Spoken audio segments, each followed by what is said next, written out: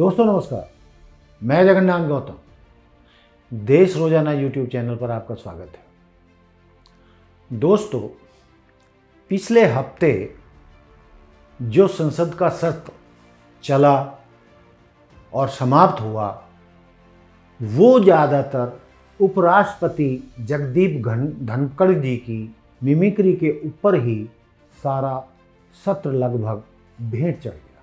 किसी ने, एक सांसद ने छोटी सी मजाक क्या की जगदीप धनखड़ जी की कि भाजपा ने आसमान सर पर उठा लिया।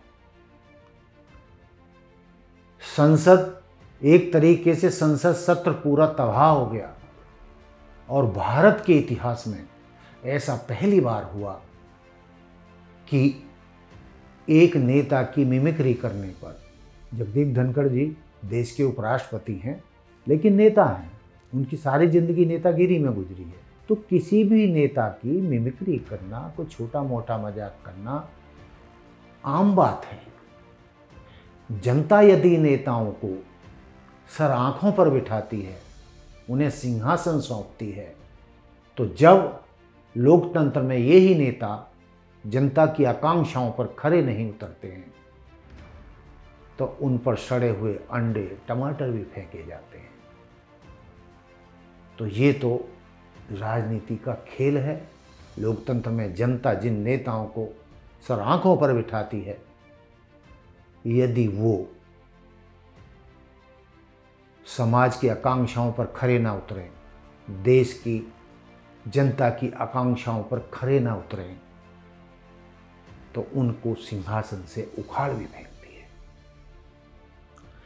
दोस्तों, जैसा कि मैंने पहले कहा, जगदीप धनखड़ जी के छोटे से मजाक को लेकर भाजपा हाई कमान का, या यूं कहिए कि संसद में स्पीकर्स का, चाहे राज्यसभा हो चाहे लोकसभा हो, इतना रवैया अड़ियल रहा, गैर लोकतांत्रिक रहा, निंदनीय रहा कि देश के करोड़ों जनताओं द्वारा चुने गए 146 सांसदों को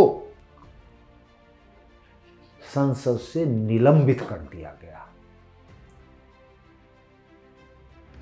करोड़ों लोगों ने उन 146 सांसदों को चुनकर भेजा था, जिनको छोटे से मजाक के लिए भाजपा की गैर लोकतांत्रिक नीतियों के चलते लोकसभा के स्पीकर और राज्यसभा के स्पीकर ने 146 सांसदों को संसद से निलंबित करके उनका अपमान किया, देश के करोड़ों मतदाताओं का अपमान किया, और जिन जिन जातियों से, समुदायों से, धर्मों के वो सांसद थे, उन सभी जातियों का, धर्मों का, समूहों का अपमान किया।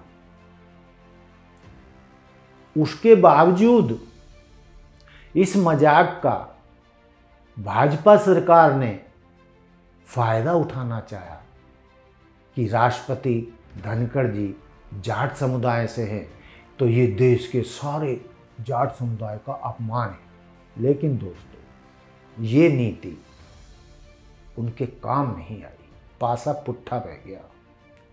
एक फिल्म में का ये डायलॉग है, पासा पुट्ठा पह गया, मामला उल्टा पड़ गया। जहाँ तो वो जाटों की सहानुभूति लेना चाहते थे कि एक जाट का अपमान हुआ है, बल्कि इस मुद्दे पर जाटों ने ही भाजपा को भी जमकर धोया और जगदीप धनखड़ जी को भी जमकर धोया। हरियाणा प्रदेश कांग्रेस अध्यक्ष चौधरी उदयभान ने उपराष्ट्रपति महोदय की जमकर धुलाई की।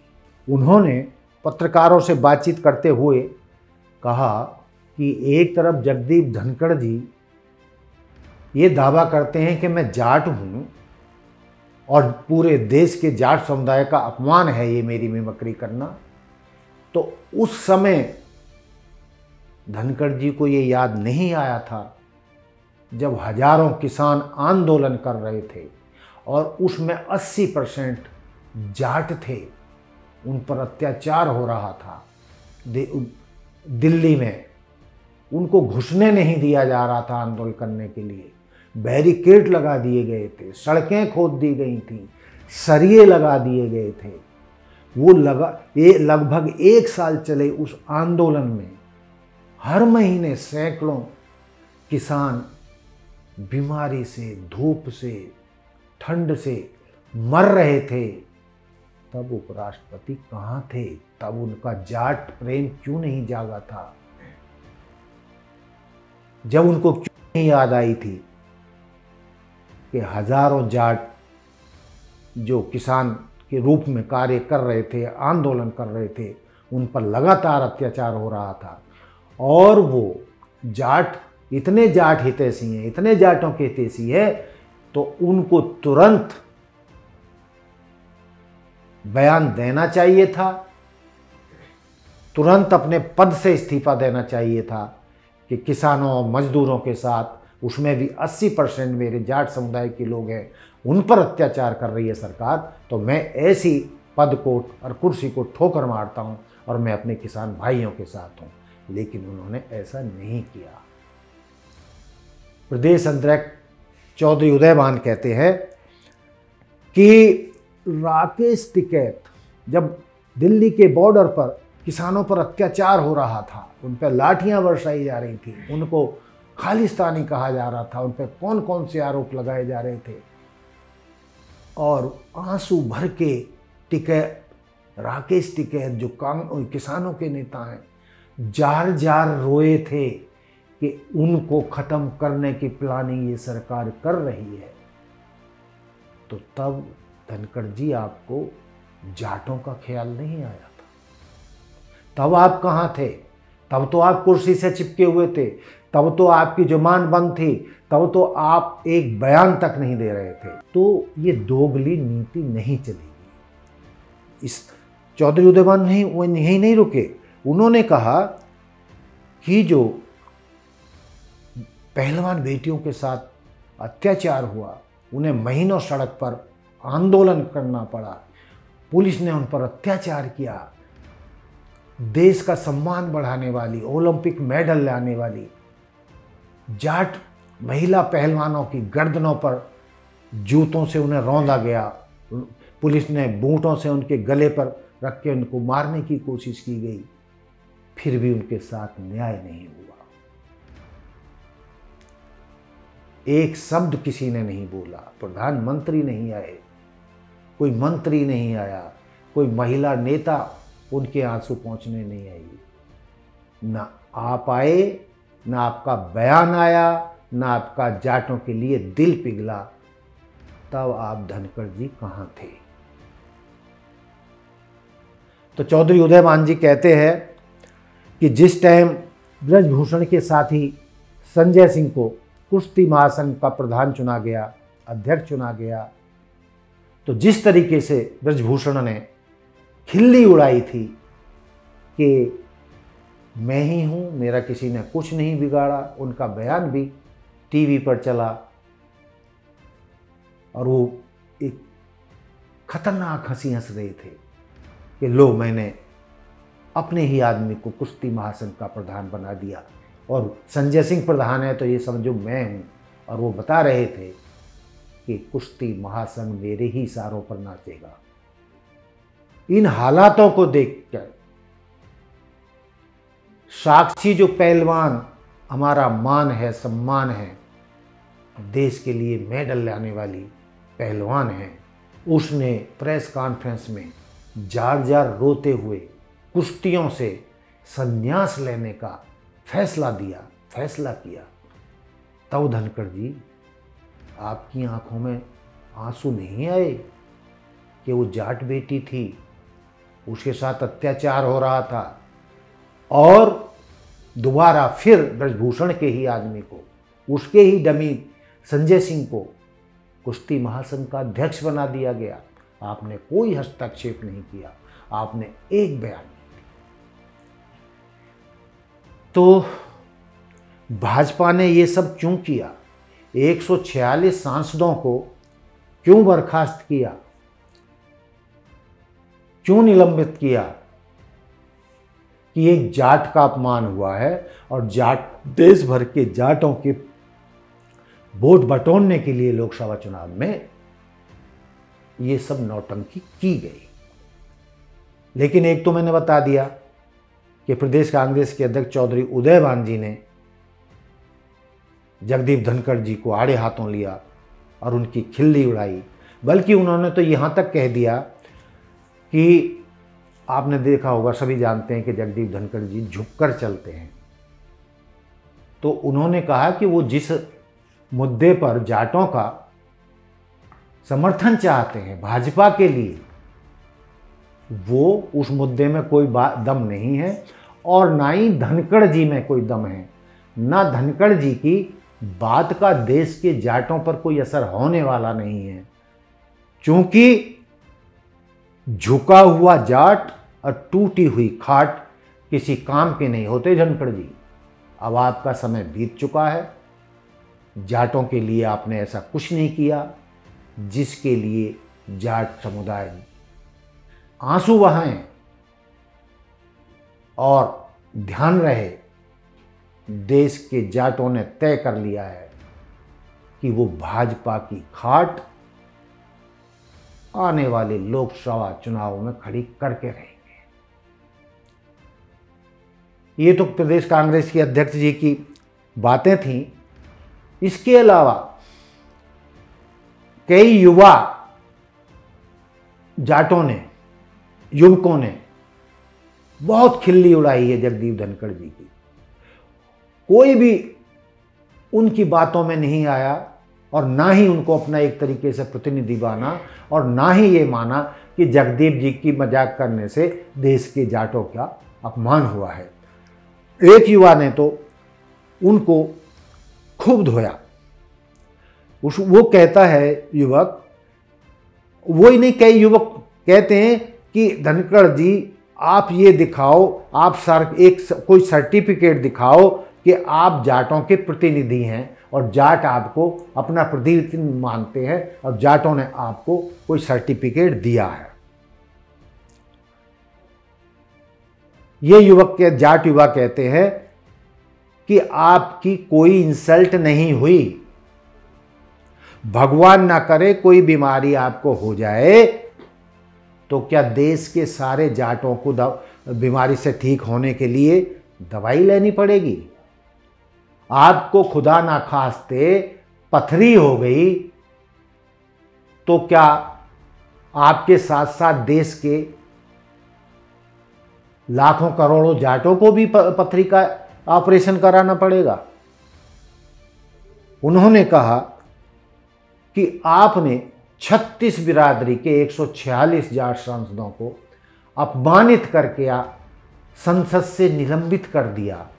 वो 36 बिरादरी के सांसद थे, करोड़ों लोगों ने उनको चुना था,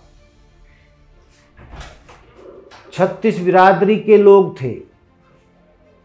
तो क्या उन 36 बिरादरी के लोगों को ये मान लेना चाहिए कि उनके बिरादरी के करोड़ों लोगों का अपमान हुआ है?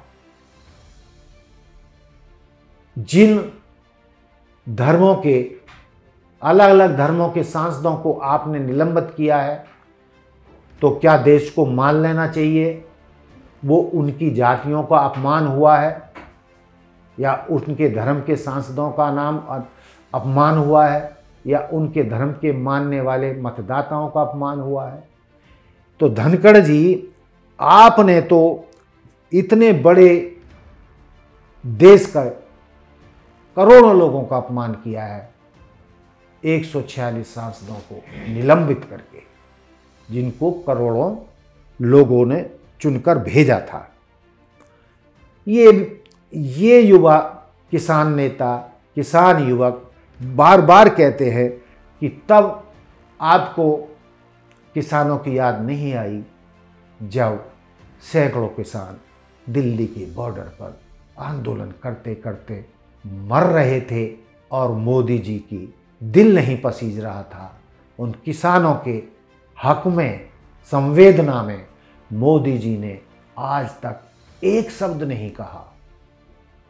सैकड़ों किसान मरने के बावजूद मोदी जी का दिल नहीं पिघला और आपकी एक छोटी सी मजाक से पूरे देश के जाटों का अपमान कैसे हो गया। 80% जाट थे आंदोलन में और जो मारे गए वो भी 80% जाट थे, उनमें से 80% से ज़्यादा थे।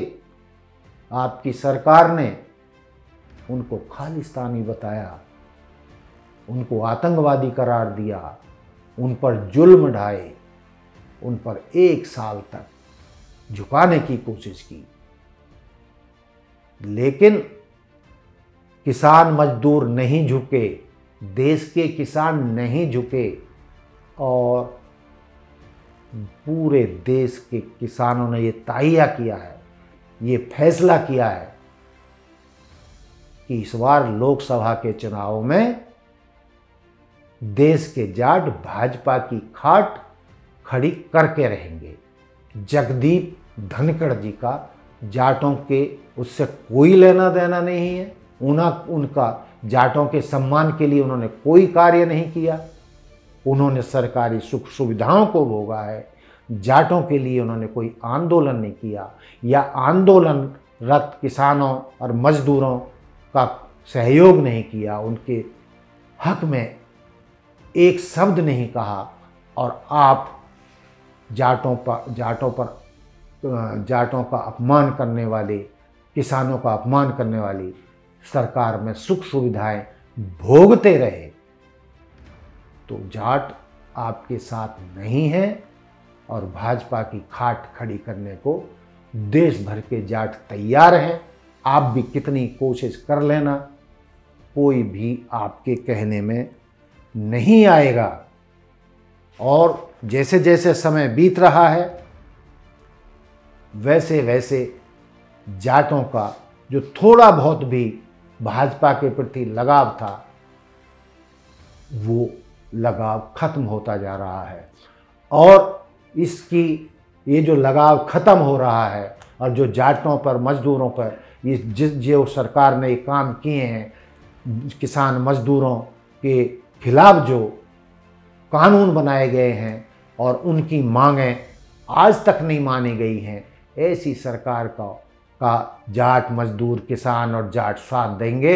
जगदीप धनखड़ जी, आपको ऐसा सपने में भी नहीं सोचना चाहिए।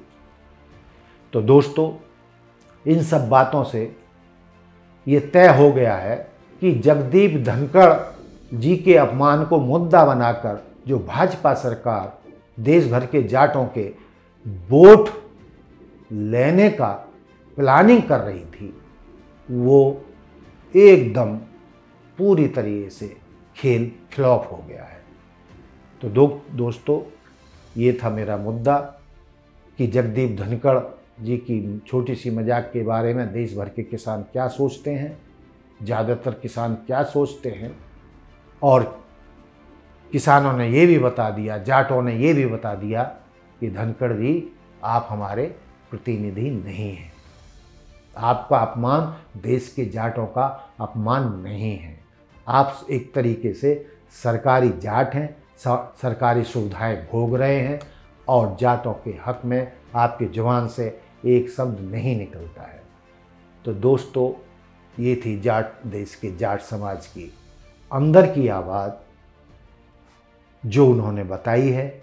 आप आम जनता के बीच भी जाकर देख लीजिए, धनखड़ जी के लिए जाटों के मन में ये छोटी सी मजाक के कारण कोई सहानुभूति नहीं है। ये जाट कहते हैं कि पूरे देश में धनखड़ जी के हक में कोई सहानुभूति नहीं है, बल्कि जाट तो भाजपा के अत्याचारों से दुखी होकर भाजपा की खाट खड़ी करेगा। तो दोस्तों, ये तो हमारा आज का मुद्दा। देखते रहिए देश रोजाना। जय हिंद, जय भारत, जय संविधान। नमस्कार।